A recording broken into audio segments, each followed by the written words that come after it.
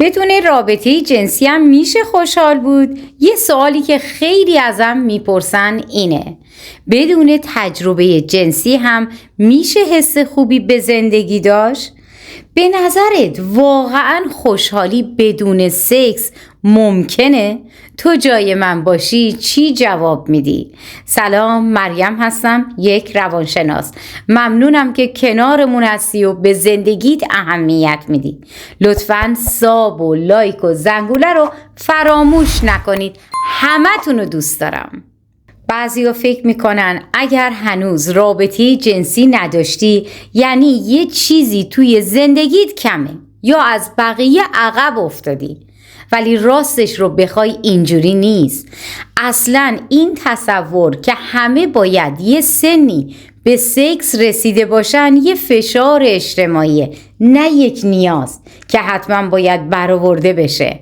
یکی از دوستامون میگفت من 28 سالمه، نه اهل رابطه بودم نه الان کسی تو زندگیم هست، ولی واقعا حس نمی کنم چیزی تو زندگیم کمه.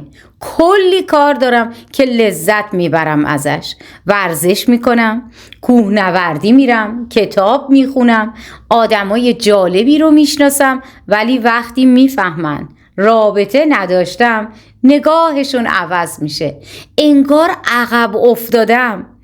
ببین، این نگاه جامعه است که آدمو به شک میندازه، نه وضعیت واقعیمون. واقعیت اینه که رابطه جنسی یکی از نیازهای آدمه. بله، ولی الزاماً شروع کردنش نه نشونه بلوغه، نه خوشبختی میاره، نه تضمین رضایت از زندگیه. یه خانمی تو مشاوره میگفت وقتی 34 سالم شد و هنوز با کسی رابطه جنسی نداشتم، تصمیم گرفتم با خودم شفاف باشم، ببینم واقعا چرا نخواستم تا الان وارد رابطه بشم. و وقتی فکر کردم دیدم راستش از خیلیا که تجربه داشتن راضی ترم، چون نه پشیمونم، نه احساس استفاده شدن دارم، نه به کسی هم وابسته شدم که تهش برام تلخ بوده.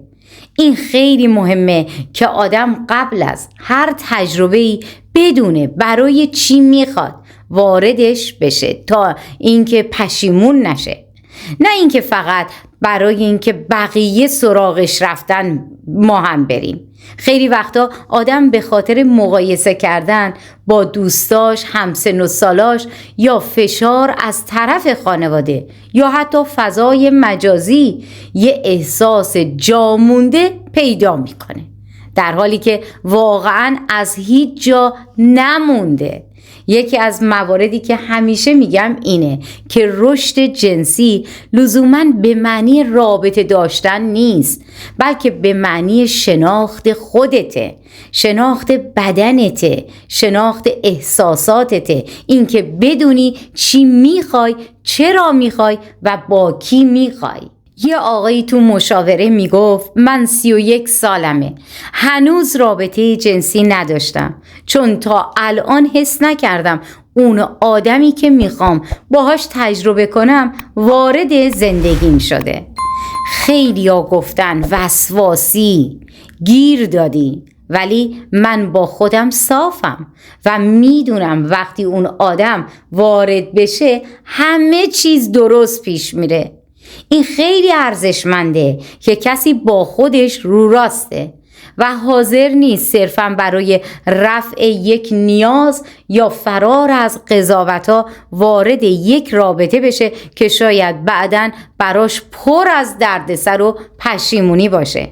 همیشه به مخاطبان میگم که سکس یه موضوع خیلی شخصیه، نه عمومی، و زمانش برای هر کسی متفاوته.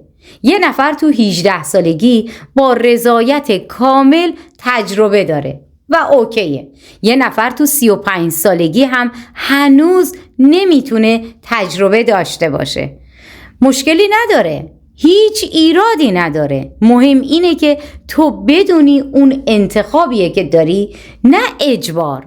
یکی از بدترین چیزهایی که دیدم تو ذهن بعضی جوونا شکل گرفته اینه که فکر میکنن اگر سکس نداشته باشن یعنی جذاب نیستن یا کسی نمیخوادشون، در صورتی که جذابیت واقعی ربطی به داشتن یا نداشتن رابطه جنسی نداره.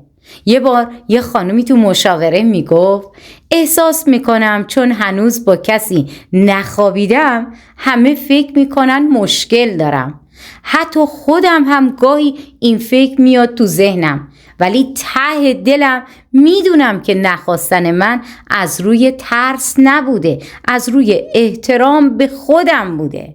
ببین این فرق داره، این که تو انتخاب میکنی با کی و کی تجربه کنی خیلی فرق داره با اینکه فشار جامعه بزنه لت کنه.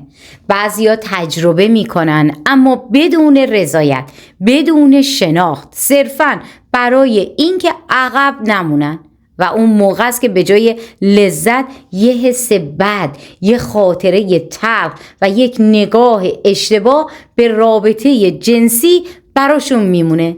رابطه جنسی یه تجربه خیلی عمیقه، چیزی نیستش که فقط فیزیکی باشه. اگر همراهش احساس امنیت، اعتماد، احترام و رضایت نباشه اصلاً ارزشش رو از دست میده.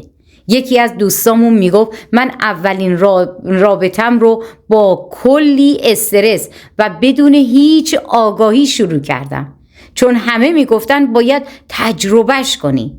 بعدش حالم بد شد، نه از نظر جسمی نه از نظر روحی احساس خوبی داشتم، اذیت شدم، فقط نقش بازی کردم. ببین واقعا دردناکه که آدم وارد تجربه‌ای بشه که خودش توش حضور نداره. برای همینه که میگم بدون شناخت، بدون آمادگی، بدون خواستن واقعی نرو سراغ رابطه جنسی.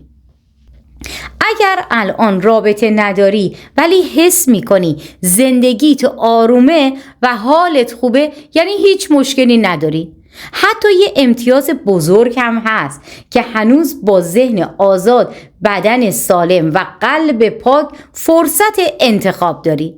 به نظرم داشتن رابطه جنسی فقط یک بخش کوچیک از لذت‌های زندگیه. خیلی چیزای دیگه هست که میتونن به آدم حس خوب بدن، مثلا دوستی‌های واقعی، سفر، موسیقی، خلاقیت، یادگیری کارایی که عاشقشی، حس موفقیت، حتی وقتی یه هدفی رو بعد از مدت‌ها بهش میرسی. اون حس پر از لذته، خیلی بیشتر از رابطه‌ایه که بدون رضایت اتفاق بیفته.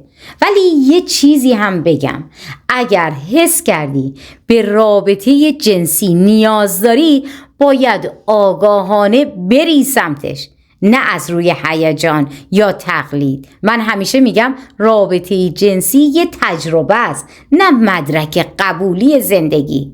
هیچ کس با تعداد روابط جنسیش ارزشمندتر نمیشه، همونطور که با نداشتنش هم بی ارزش نمیشه. یه آقایی تو مشاوره میگفت من قبلا فکر میکردم تا سکس نکنم انگار مرد نشدم، ولی بعد که با خودم خلوت کردم و چند تا کتاب خوندم و چند تا هم مشاوره رفتم دیدم اون چیزی که مرد بودن رو میسازه چیزای دیگه است، مثل مسئولیت، احترام، بلوغ احساسی، نه صرفاً رابطه جنسی. خیلی از این حرفش خوشم اومد چون نشون میداد رسیده به یک درک واقعی از خودش. راستش این جمله رو همیشه به بچه‌های کانالم میگم که سکس قراره یه بخش قشنگ از زندگیت باشه، نه یک قرارداد اجباری که همه باید توش امضا بدن. میدونی چی ناراحت کننده است؟ این که بعضیا فکر میکنن چون رابطه نداشتن باید خجالت بکشن، در حالی که خیلیا که داشتن تازه دنبال راهی هستن که خودشونو ببخشن یا بتونن آسیب‌هایی که خوردن رو ترمیم کنن.